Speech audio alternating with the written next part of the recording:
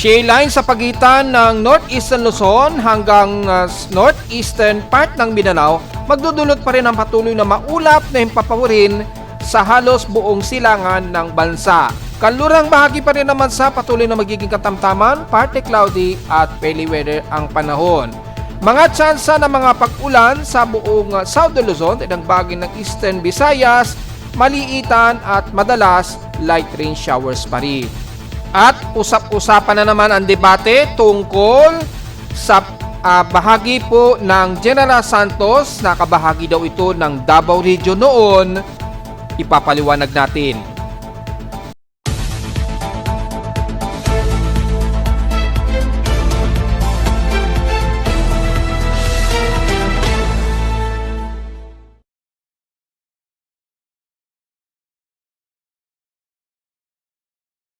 Hello, good morning mga folks. Welcome po muli sa ating Daily Weather Bulletin at Analysis para sa araw ng Miyerkules, March 18, 2026. Ang oras sa ating boss may umaga ay alas 10:51 na umaga. Halos stationary pa rin ang lagay ng panahon natin. Kagaya rin kahapon at nung isang araw na patuloy na medyo comfortable pa rin dahil sa lamig pa rin ng ating northeast monsoon. Unti-unti nang numinipis habang lumalapit po ang March 20 po. At dahil medyo patuloy pa rin na stationary ang lagay ng panahon natin, magiging patuloy na magiging maulap pa rin ang halos buong silangan ng bansa dahil yung boundary ng shale line ay bumabalandra dito sa may bandang banbayin po ng silangan ng bahagi po ng northeastern Luzon, pababa na yan ng bandang northeastern part ng Mindanao.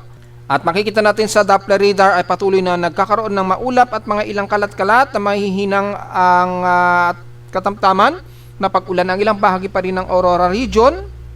Yan, medyo nagkakaroon ng ilang cluster ng mga moderate to some heavy rain showers ang ilang parte po dito sa miban ng Kasiguran Aurora. Yan, paligid ng pagitan po ng Baler at Kasiguran Aurora. At least nagkakaroon ng ilang moderate and clusterized heavy rain. Yan, pero saglit na saglit lang yan and then humihina din kagad ang pag-ulan. Umaabot yan dito sa miban ng Dipakulaw at bandang Baler Aurora, San Luis. Yan. And the rest ay magiging mas maulap pa rin tayo kabilang na ang buong extreme north eastern Luzon. Halos buong Cagayan Valley na yan sa silangan pababa ng southeastern Luzon, kabilang na ang buong Bicol region, eastern Visayas at northeastern Mindanao po. Hindi nga lang masyado sagap ng mga Doppler radar dito ni Pag-asa. Ewan lang natin kung gumagana po yung Doppler radar dahil makikita nyo naman ay bandang Bicol region lang at bandang Luzon ang gumagana na Doppler radars. So, yun po ang nagiging problema. Kaya may mga ilang lightning strikes na detect pero halos hindi sagap ng ating lightning detection dahil medyo maginaw nga po, mababa ang temperatura natin, hindi masyadong nagkakaroon ng electrical charge. Sa ating current conditions, overcast, gloomy, haze at mostly cloudy ang patuloy na umiiral dito sa amin sa Caloocan. Makikita sa live CCTV, very gloomy tayo. At patuloy pa rin ang comfortable na lamig, at least nasa around 27 degrees Celsius lamang. Outside temperature namin, halos malamig ang simoy pa rin ng hangin natin. So sa nag-extend, maraming nagtatanong bakit magkakatapusan na ng March, bakit patuloy pa rin ang ginaw ng amihan. Pinaliwanag na natin yan ng mga nakarang araw. Meron kasing umiral nga po na jet stream ng high pressure area dito sa silangang bahagi ng Japan. Nahatak masyado yung hangin dito sa may bandang Northern Hemisphere, sa may bandang Siberian Zone. Yung lamig sa North Pole, medyo nahatak siya patimog kanluran. Kaya umaabot maging sa bandang Eastern Visayas at Southeastern Luzon nga po yung daloy po ng Northeast monsoon po. Kaya yung cold surge na nag-aabot sa atin dito sa Luzon ay mararamdaman pa rin natin dahil habang tumitila pa po yung jet stream ay medyo may mga hatak pa rin dito sa ating Northeast monsoon na patuloy na nagpapaginaw sa atin. Pero gaya nating sinasabi nga po sa mga nakaraang report, inaasa natin pagpasok po ng vernal equinox before o after, dyan ay babalik na muli ang mas maalinsangang panahon. Medyo na-extend lang na taon lamang dahil nagkaroon nga po ng vacuum dito ng high pressure area sa Eastern Japan mula pa nung nakarang araw. Kaya nalakas o napalakas nito ang cold surge sa bandang Northern Hemisphere. So sa ating current conditions, overcast, gloomy, haze at musikaw din nga po sa amin at inaasahan tayo na maginaw at mahangin na pumapalo at least mga 48 km per hour ang bugso. Sa lowest temperature na naitala na weather station kininang 6:05 AM, napakaginaw pa rin na lowest temperature na naitala sa amin na 23.1 degrees Celsius. Kahapon, pinakamataas na ang 26.6 degrees Celsius na ramdam ang ginaw ng amihan. Kahapon ito ng umaga at 11:10 AM. So, napakababa ng heat index natin. Simula kahapon pa, 26.6 degrees Celsius lamang. So, halos magkakapareho ang outside temperature at heat index since kahapon. Kaya nasa natin na wala tayong magiging forecast pa rin ng heat index. Pero mapapansin nyo po, mula nung nakaraang linggo pa ay nag-declare na si Pag-asa o nagtataas na si Pag-asa ng kanilang heat index forecast. Ayan o. Pero mapapansin nyo po, napakababa ng heat index natin sa halos buong bansa. Walang pumapalo sa halos 40 degrees Celsius o halos kahit isang 40 degrees Celsius man lang, halos wala tayong nakikita dito sa heat index ni Pag-asa simula pa yan kahapon. Kaya yung mga forecast, mapapansin nyo po, mababa ang ating heat index. So, inaasahan pa yan bago mag-weekend. So, wala pa rin tayong magiging forecast ng heat index. Antayin natin matapos muna yung daloy ng amihan. So, ngayon, as of 8 AM ay pinakamataas na sa amin ng 33.9 degrees Celsius na around extreme cold zone. Pero, very comfortable pa rin maituturing yan dito sa amin sa Caloocan. So, ikatatabi natin sa ating bagong update na PH Extremes in past 24 hours dahil ang OGMET nag-update sila ng kanilang data, nagdagdag na sila ng maraming information. Kabilang na ang lowest average temperature, highest average temperature, precipitation rate, wind speed, maximum wind speed. Dati wala pa silang maximum wind speed. Ngayon, nagkaroon na sila kaya in-update na rin natin yung ating PH Extremes. Kaya dito, 4 na po yung ating PH Extremes. In past 24 hours, pagdating sa pinaka-highest air temperature, nangunguna pa rin talaga ang Zamboanga Peninsula na may 34.6 degrees Celsius na mas mainit na temperatura. Sa Baguio City ay 13.4 degrees Celsius na napakaginaw pa rin yan ha. So mga around 10 degrees Celsius o 9 degrees Celsius sa may bandang Atok Benguet pa rin yan. So napakaginaw pa rin talaga. At sa Inulan, ito naayos na natin dahil napansin natin nung isang araw halos hindi nagbabago yung value. At napag-alaman natin na bago pala yung positioning ng data. Kaya yung pagpaparse ng data ay naging mali ang lumalabas doon sa ating webpage. So, inayos na po natin. Ito na po yung corrected version. Kaya yung ating highest precipitation o naging ulan, in past 24 hours nangunguna po ang Kasiguran Aurora na may 45 millimeters na total rainfall. So, pansin nyo po, umuulan-ulan sa silangang bahagi ng Nodo Luzon. Dahil dyan po, yung accumulated ng shield line na halos bumabalanda sa kalupaan ng silangan ng bansa natin. Umi-extend yan hanggang northeastern part ng Mindanao. So, pinakita ko sa inyo kahapon yan at makikita pa rin natin yan ngayon gamit ang satellite imagery. At sa maximum sustained wind in past 24 hours, ang Guian Eastern Samar naman ang may pinakamalakas na maximum wind speed. Pero mahina yan dahil around 18.9. Pero dahil PH Extremes yan, ay nare-rate pa rin sa kung anong pinakamalakas na bugso ng hangin o yung maximum sustained wind na na-record in past 24 hours.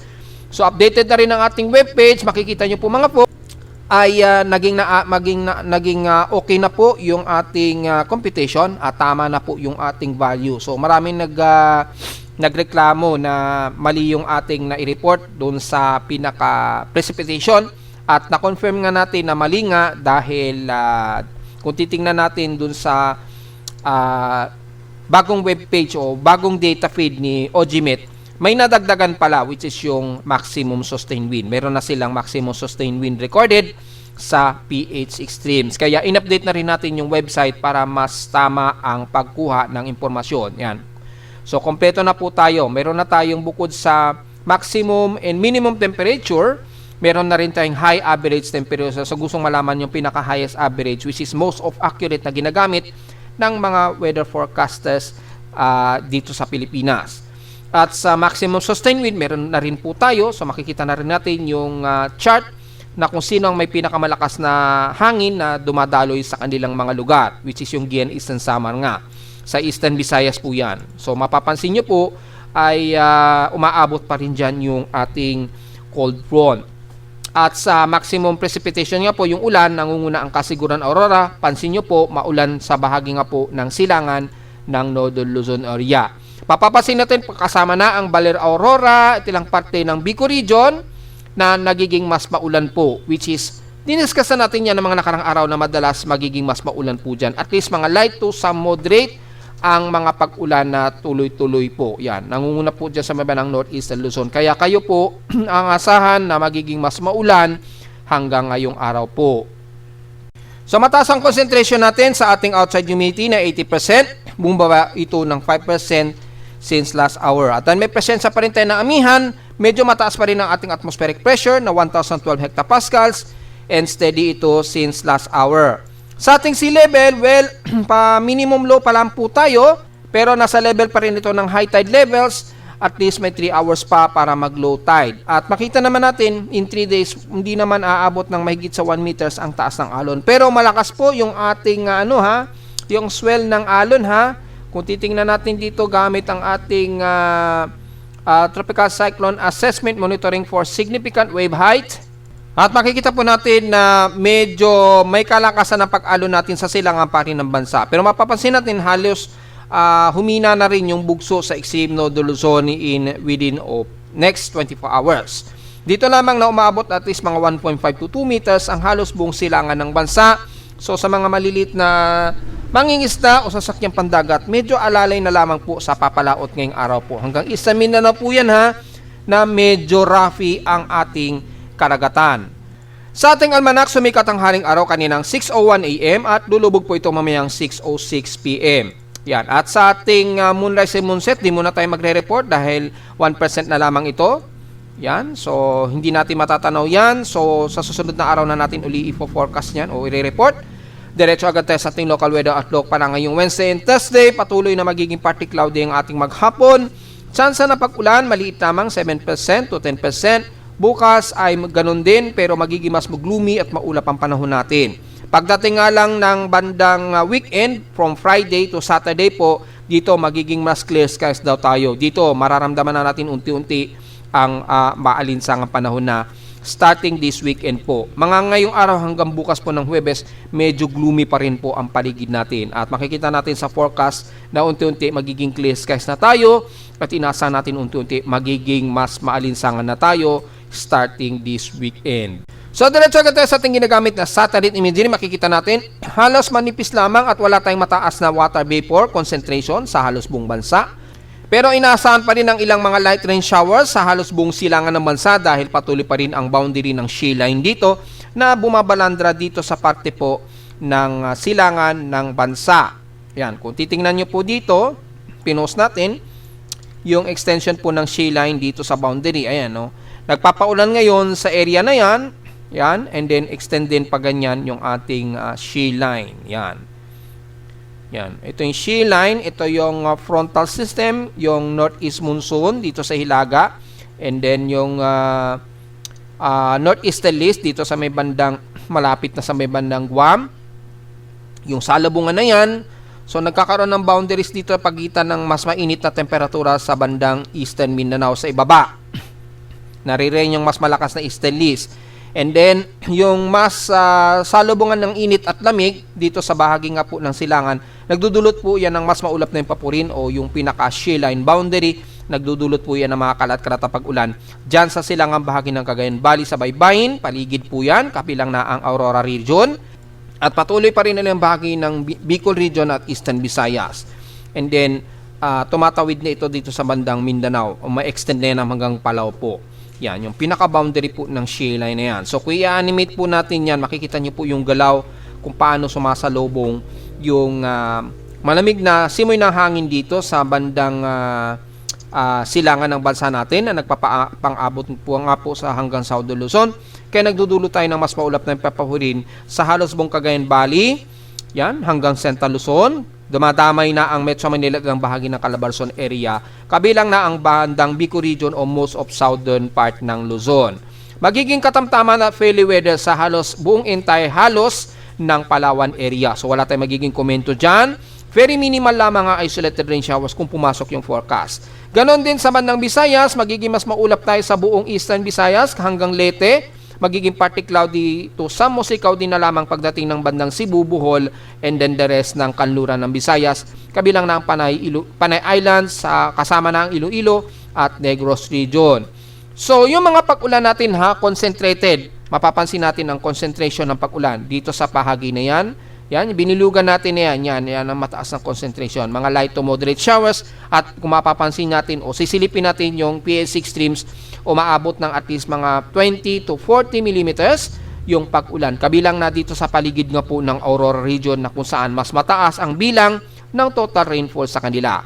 So sa buong bahagi ng Mindanao, magiging partly to mostly cloudy pa rin tayo, pero mostly ay fairly weather ang halos entire ng Mindanao, kabilang nga ang Zamboanga Peninsula at ang buong bahagi nga po dito sa kasama na ang Lanao region o most of northern Mindanao. Maliban sa may bandang Surigao del Norte, bandang Surigao del Sur na magiging partly to mostly cloudy tayo at magiging mas maulap ang ilang parte ng Dinagat Islands po.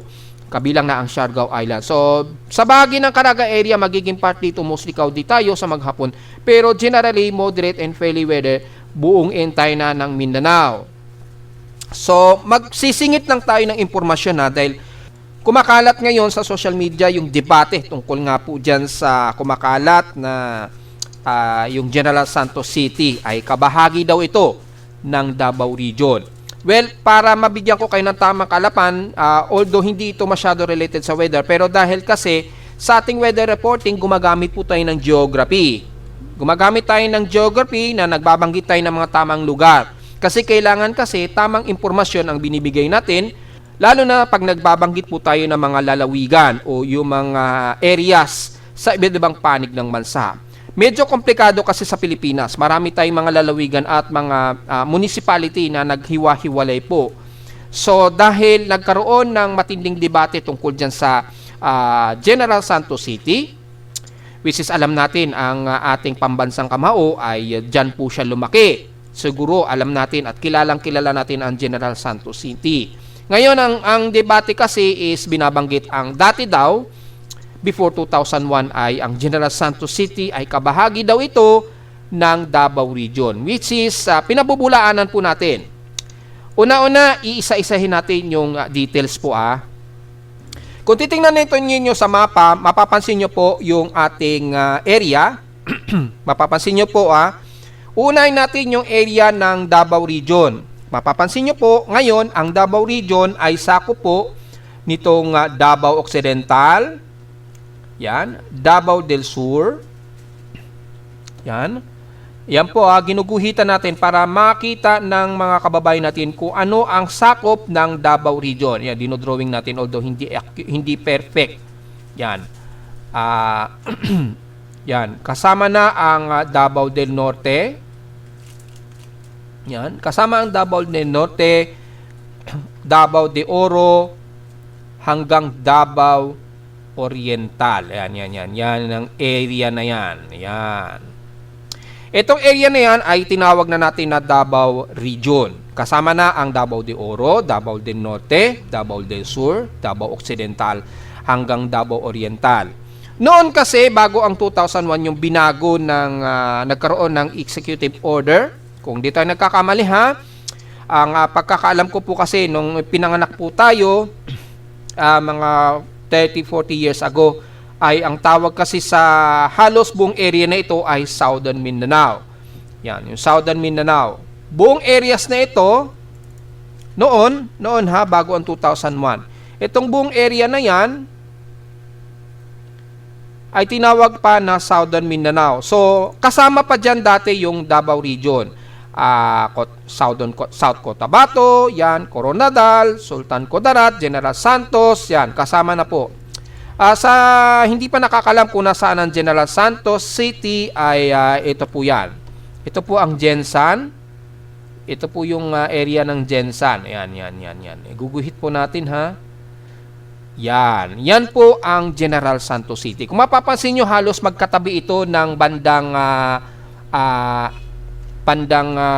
Davao Oriental, di ba? Mapapansin nyo po, halos katabi ito ng Davao Occidental, hindi pala Davao Oriental, at Davao del Sur. Halos kadikit lang niya yung area ng Davao Region. Yan, ito po yung General Santos ha. Yan, ginuguhit natin para isa-isa maintindihan ng mga kababayan natin. Ito po yung sakop ng General Santos. Noon, kabilang pa ang General Santos, ang South Cotabato. Yan, ito yung South Cotabato. Yan, yung South Cotabato na yan, General Santos and the rest hanggang bandang Sultan Kudarat, magkakasama pa yan dati sa Southern Mindanao o Region 11 noon. Kasama ang buong Southern Mindanao, kasama na yan, yung Davao Region na yan. Before 2001 po yan ha. Yan ha, para mas maintindihan po ng mga kababayan natin. Iisa-isahin natin yan para maintindihan. Kasama na ang buong Davao Region dati, tinawag muna yan na Region 11 o parte ng Southern Mindanao. Hindi po Davao Region ha. So kasama ang General Santos noon sa included pa dati sa Region 11. Region 11 pa po yan. Hindi pa siya tinawag na Davao Region. Wala pa pong Davao Region na binabanggit noon. So magkakasama pa po yan noon. And then, kung maalala nyo po, noong panahon ng 2005 yata yun, 2008, ay nagkaroon ng executive order itong si dating Pangulong Fidel B. Ramos. Yung nag-sign siya na Executive Order number 36, di ba? Nagkaroon ng reorganize sa buong Southern Mindanao. Ni-reorganize na po yan, yung Southern Mindanao kasi masyadong broad at nagkakaroon na nga po ng mga iba't ibang mga municipalities. So, tinawag yan ng executive order ni Fidel Ramos na Region 11. Kasama na ang area na ito ng South Cotabato. Yan, kasama na yan South Cotabato, General Santos, and the rest ng Davao Region. Noon, kasama pa yan sa tinawag na Region 11. Yan, hanggang Davao Oriental na yan, kasama na yan. Yan, yung area na yan. Yan. Yan, kasama na yan sa dati ha, no Executive Order 36. Tinawag yan na Region 11 ni dating Pangulong Fidel B. Ramos. So, hindi siya Davao Region ha. Ibig sabihin lang niya noon, dati, before, ang dating Davao Occidental, Davao del Norte, Davao de Oro, hindi pa tinawag na mga Davao something yan o Davao Region, hindi pa.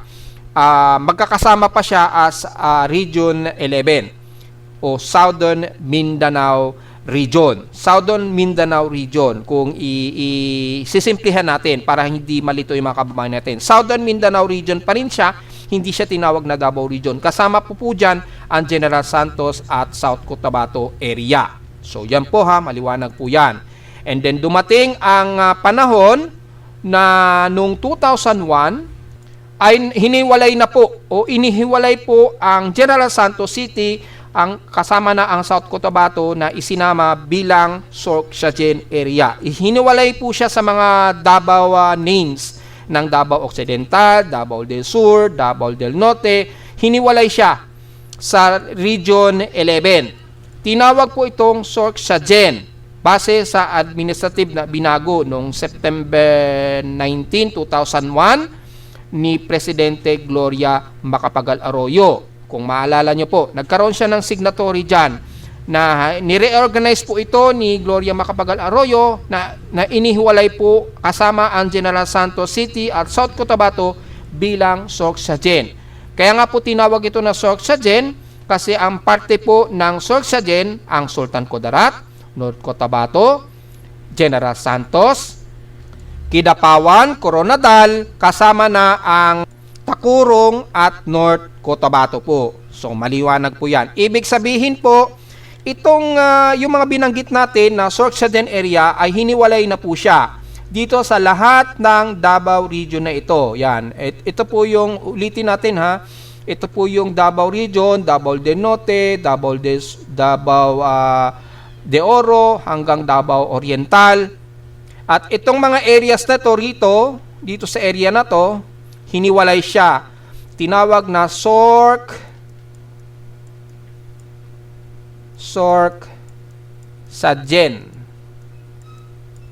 Yan.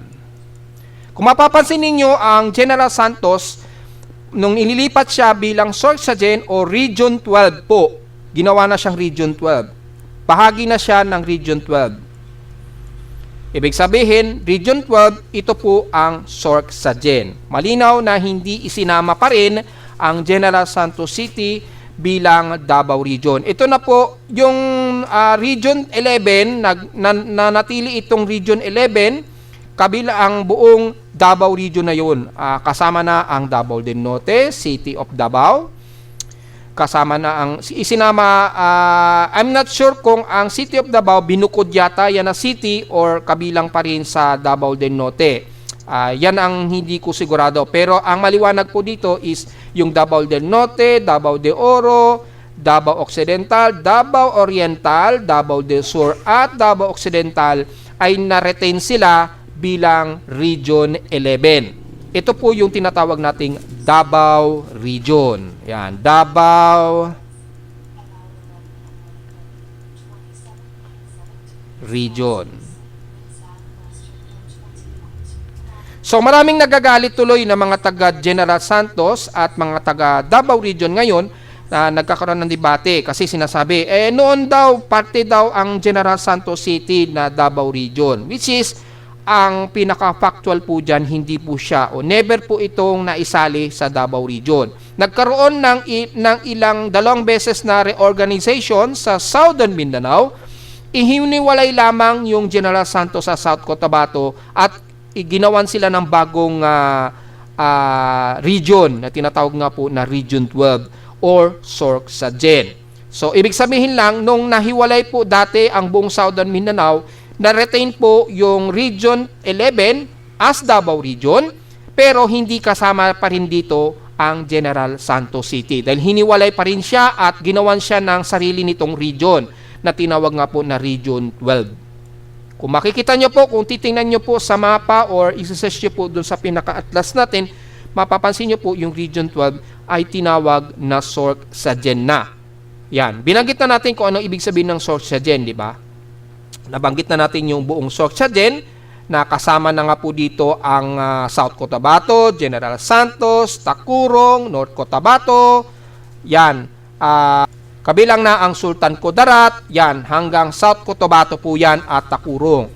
Kaya nung before 2001, malinaw naman ang Sorsogen o dating Sorsogen na ngayon ay Sorsogen na. Ang Cotabato dati, Sultan Kudarat, Sarangani, before 2001 na nire-organize ito, ay kabahagi ito ng Region 11 or Southern Mindanao Region. Hindi pa po ito tinatawag na Davao Region. Southern Mindanao pa lamang po siya noon bago magkaroon ng unang Executive Order number 36 na pinirmahan po ni Fidel B. Ramos. So, para sa pinaka-context, bago ang 2001, ang buong area na ito, kasama na nga yung North Cotabato yan, kasama ang North Cotabato, una, tinawag silang Region 11. Hindi Davao Region. Southern Mindanao po ang tawag dyan. Southern Mindanao noon. Nung nagkaroon ng Executive Order number 36, ang nangyari po, nahiwalay yung Davao Region. Na-retain yung Davao Region as Region 11,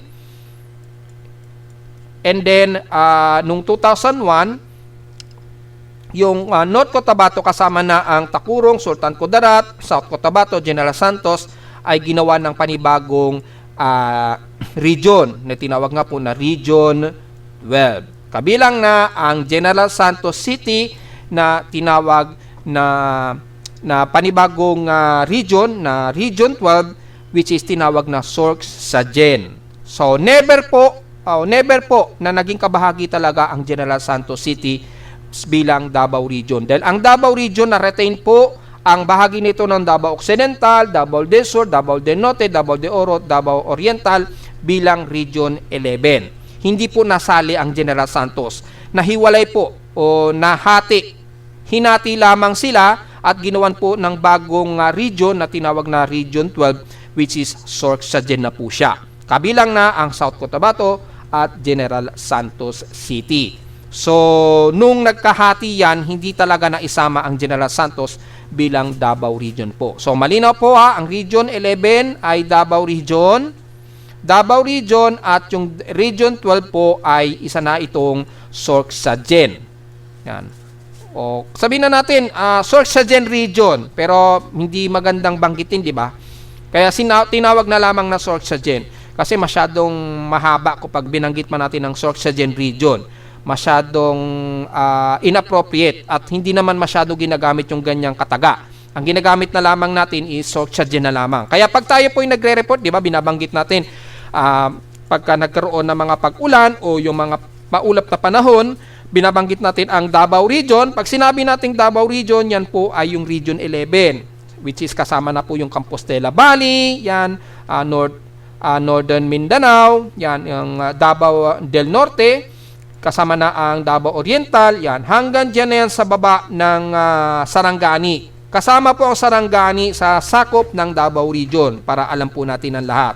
Except ang General Santos nga po, which is kabilang na ito sa Sorsogon o Region 12. So, malinaw po ha, hopefully naintindihan na natin ng mga kababayan natin yung tamang paghihimay kung papaano po na hindi kabilang ang General Santos City sa pagiging Davao Region.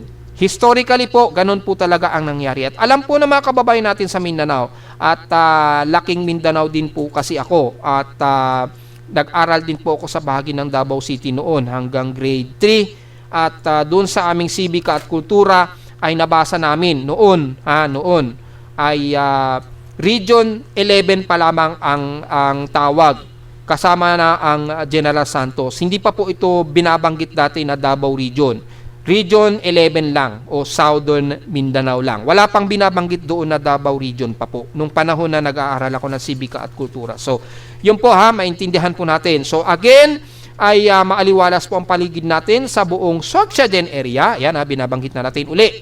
Yung Sorsogon area, kabilang na ang North Cotabato, Tacurong, Sultan Kudarat, South Cotabato, General Santos City, ay magiging maaliwalas at halos walang kaulapantay na nakikita dito sa satellite imagery. Magiging partly cloud dito sa mostly cloudy na lamang pagdating dito sa bahagi po ng Davao del Norte, kabilang na ang Davao de Oro sa Compostela Valley, kabilang na po ang Davao Oriental at most eastern sections nga po ng Davao Region at Surigao area. Yan, dyan sa may bandang pagitan na po ng hinatuan, pataas ng Surigao del Sur hanggang Surigao del Norte po. So, hopefully, naintindihan na po ng mga kababayan natin kung papaano o ano talaga ang pinakatamang konteksto na ano ang bahagi ng General Santos City. At dahil wala naman tayong inaasahan ha, nasa manang panahon pa rin na mamomonitor hanggang nitong buong weekend, magiging clear skies naman daw tayo. So wala tayong magiging komento dito sa ating Tropical Cyclone Assessment Monitoring, maging sa mga simulations. Binanggit na natin kahapon halos patuloy lamang ang northeast monsoon and then by weekend ay magte-take over unti-unti yung ating hangin silanganin na kung saan may dalang mas mainit na hangin o alinsangan. And then pagpasok po ng unang next week, nasa na natin mas maalinsangan na po ang mararamdaman natin bago magkatapusan ng March. At makikita po natin ay hanggang sa mga kasalukuyan na ito ng mga forecast maging sa Global Spectral Model ay mag-unti-unti patuloy pa rin ang daloy ng manipis na northeasterlies and then magte-take over na dahan-dahan yung easterly trade wind. Dito magiging medyo paunti-unti na magiging maalinsangan na pong panahon natin. Magsisimula yan sa may bandang Mindanao, pataas yan ng bandang Eastern Visayas. And then, sa darating na weekend po, siguro mga Monday next week or mga Wednesday next week, dyan, unti-unti mararamdaman ng mga taga Southern Luzon at NCR na ang dahan-dahan na mas maalinsangan na. So, aabot pa siguro ng vernal equinox pa. Yan. Before o after nga po ng vernal equinox, diyan pa lamang natin unti-unti mararamdaman ang mas maalinsangang panahon. So, wala tayong masyadong strike probability na matatanaw dito. So, wala tayong magiging komento sa ating tropical cyclone strike probability. Ayan. Masyadong kalmado po yung ating silanganan. May mga ilang trough lamang dito sa may bandang Guam po. Or bandang Yap Islands or bandang Northern Mariana Islands kabilang na ang bandang Marshall Islands. Pero hindi masyado mataas ang level ng storm probability, around 5 to 10% lamang to 20%. So wala tayong magiging comment dito sa ngayon mga folks ha. Yan. Magantay tayo until next week para sa bago nating analysis kung magkakaroon ng panibagong weather pattern o weather system dito sa ating tropical cyclone assessment monitoring. Samantala sa ulat lindol, well, kalmado rin ang ating detection sa ating seismometer. So wala tayong masyadong na-detect. Medyo kaninang madaling araw, medyo may mga minor tayo na malapit sa Metro Manila na nagkaroon ng pagyanig. Malamang dyan na naman yan sa bahagi ng Calatagan, Batangas, panigurado yan. Or sa malapit sa Metro Manila. So silipin natin ang short period seismograms ni PBOX. Makikita natin mula kaninang madaling araw, so far wala tayong magnitude 4 na naitala dito. Pero mapapansin natin mula kanina madaling araw ay medyo merong ilang pagyanig sa may bandang Batanes. Malapit sa Metro Manila, kung sisilipin natin ayan, sa Zambales, magnitude 2.3. Yan. Meron din sa Tarlac, 1.9. Bandang Aurora. Yan, hanggang bandang Baler Aurora, nagkaroon din as of 10:54 AM. So, puro mga minor lamang yan. So, hindi masyado pulsing yung malakas sa pagyanig dito sa paligid po ng Batangas. So, medyo kalmado pa rin at lalo tayong mag-iingat. Wala tayong magnitude 4 na naitala. So, diretso agad tayo sa ating historical earthquake data kung ilan na po yung total earthquake natin ngayong araw for the month of March 2026. So, for the month of March 2026, i-load po natin ngayon. Total earthquakes na natin ngayon is 453. So, medyo kakaunti pa rin. 430 dito is magnitude 2.0 pataas, 21 sa magnitude 4 at 2 sa magnitude 5.0 po. So, wala pa rin tayo naitala na kahit isang magnitude 6, pero lalo tayong dapat na maging alisto po anytime. Dahil posibleng magkaroon ng medyo may kasunod na mas malakas na pagyanig niyan anytime soon kapag mas kumukonti yung mga recording ng mga pagyanig. So far, nasa 453 pa rin ang total earthquakes natin. Wala pa sa 500 plus ang total earthquake count natin for the month of March. Since magkakatapusan na nga po, yan, mga katapusan na po sa susunod na linggo. So, mukhang malabo na umabot o lumagpas ito ng 1,000 total earthquakes. Pero tingnan pa rin natin baka biglang magkaroon ng mga cluster ng paglindol. Kagaya na lamang dito sa may bandang Silangan o Eastern Samar area. Nagkaroon na ng halos more than 50 total earthquakes sa bandang baybayin po ng Dolores, Eastern Samar. Ayun 54 na nga po. Yan. Kung ilalapit pa natin, mga around 50 ang total earthquakes dyan sa paligid po ng Dolores, Eastern Samar sa paligid. Kaya sa mga taga Eastern Samar, medyo bantay-bantayin po natin yung behavior dyan dahil papapansin nyo po, sunod-sunod po yung mga pagyayinig po dyan sa paligid na yan, lalo na sa baybayin. So, medyo bantayin po natin yan maigi. At dito naman sa bandang Calatagan, Batangas, although konti naman, so bantayin din natin maigi. Ganon din sa bandang Batanes Group of Islands. Sa bandang Cebu, Sabogo, patuloy pa rin ang mga ilang pagyayinig dyan, mga 24. Sa bandang Surigao naman, ganon din, mga around 21 at 18. So, medyo nadadagdagan pa rin siya. Ganon din sa Sultan Kudarat, medyo may mga cluster pa rin ng mga pagyayinig. So, lalo pa rin tayong maging aliso at babantayin natin maigi yung mga pagyayinig na yan. Yan. So, although konti pa lamang at wala pa sa mahigit 500 ng total earthquakes, lalo tayong maging alisto anytime. At nagkakaroon na nga po ng earthquake deal sa iba't ibang bahagi nga po ng mga private companies at mga government agencies natin para paghandaan po at bukod din sa mga posibleng mga sunog, lalo na pagpasok po ng mga Abril yan. Dadalas naman tayong may mababalitaan na may mga nasusunog. Yan, dahil tumataas na naman ang CBI index kapag hot dry season. At narito naman ating 3-day to the weather forecast para sa araw ng Miyerkules, March 18, 2026.